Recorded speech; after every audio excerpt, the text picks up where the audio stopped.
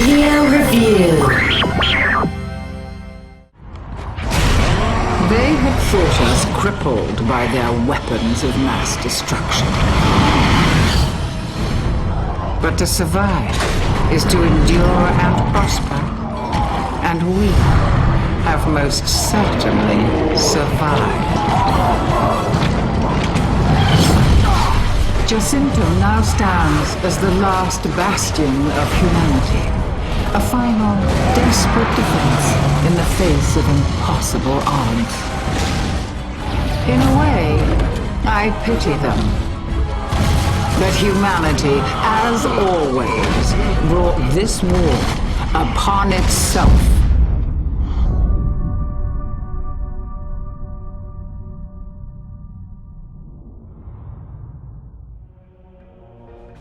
Epic's first Gears of War was a breakout success, and its stop-and-pop gameplay style and incredible graphics secured it immediate status as a AAA franchise. A sequel was inevitable, and while Gears of War 2 doesn't really change the winning formula all that much, the sheer scale of the game is a lot bigger than before. The story mode is a rampaging journey underground and back again, as you take the fight to the Locust in a desperate last stand to save humanity. While the campaign mode is solid, the star of the show is the buffed up multiplayer mode, which is even more refined, expanded, and just plain addictive than before. Ultimately, Gears of War 2 won't convert anyone that didn't like the original, but it's a rambunctiously confident follow-up that no action fan should miss out on.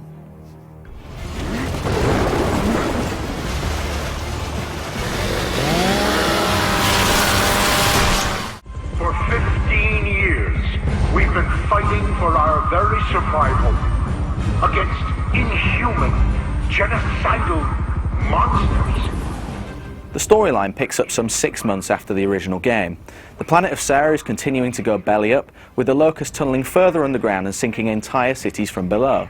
And the fears are that the last settlement of Jacinto might also fall to the Locust. The COG army decide to launch an attack underground, and as Marcus Phoenix and Dom Santiago, you head up Delta Squad as mankind's last desperate fight against the alien foes. Man, if Cole used to puke on a raven, he must be tagging the walls with Chook right now. Now, bitch.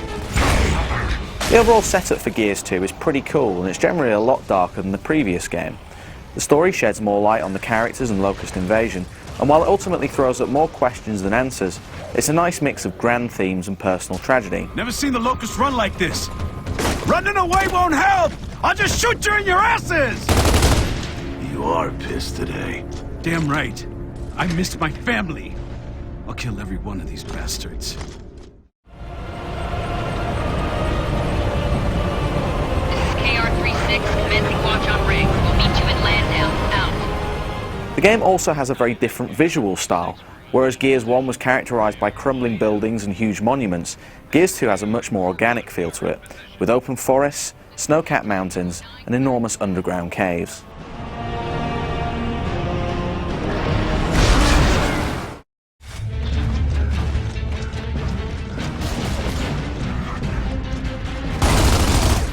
The majority of Gears of War 2 is still about taking cover, popping out to fire, and finishing enemies off with gruesome melee attacks.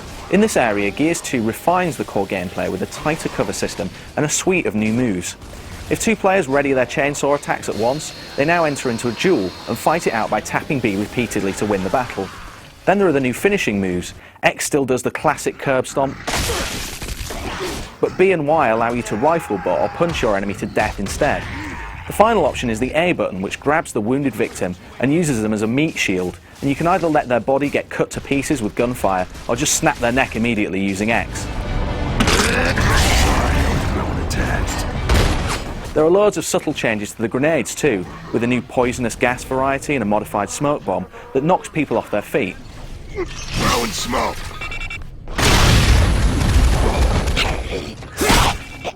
While you can even stick all the grenades to surfaces to use as mines.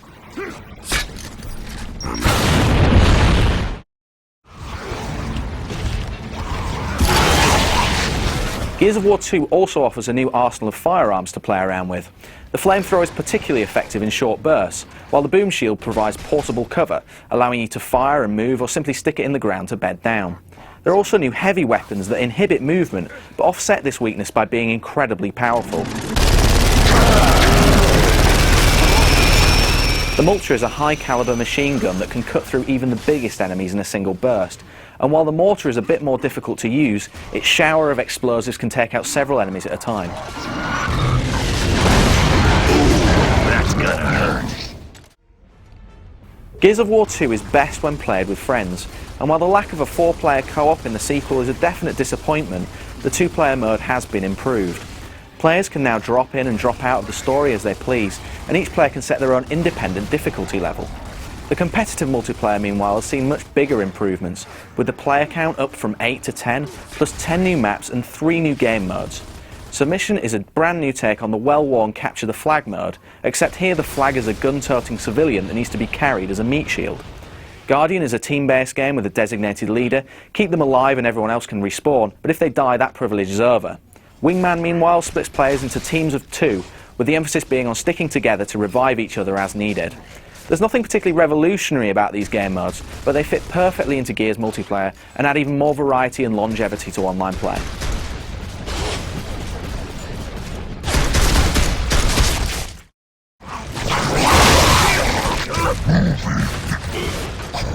The standout part of the multiplayer package, though, is the Horde mode. The idea is to team up with up to 4 friends as part of a COG team and then take on wave after wave of locust enemies as they attack.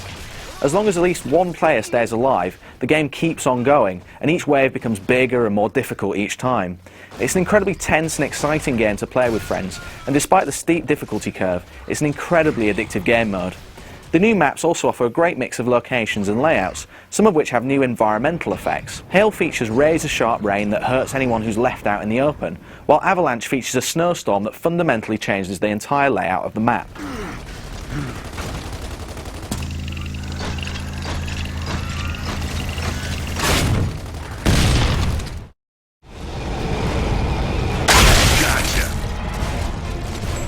Gears of War 2 may play a very similar game to its predecessor, but the new environments, darker storyline and epic scale still offer something new for fans.